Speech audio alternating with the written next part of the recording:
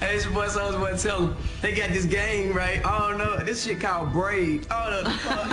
Hey, watch this shit. It's about this little guy in a suit, and he look like Mario in the future. And he just walk around jumping and shit. But what's the funny part about it? You can do this right here. Watch this. You. What do you do? How you do that? How you do that? If you didn't catch that. On release day, you start seeing the reactions of people on the internet. And for me, it was a very addictive thing because here I've spent several years, working on this thing in isolation for the most part. And then suddenly it gets out and a lot of people, like tens of thousands of people play it in the first few days. And you see that all over the internet. And for me, that was actually a very negative experience.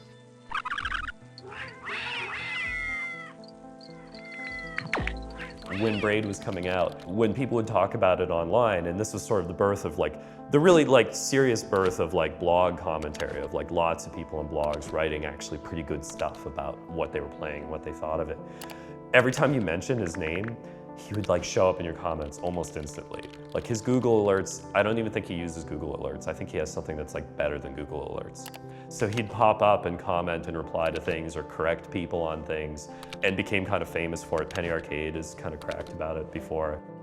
I found that there was this perception of me on the internet that was running away very quickly from who I think I am, and that was kind of disturbing.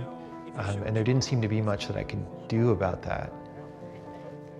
So that was actually a pretty negative experience. And I was actually seriously depressed for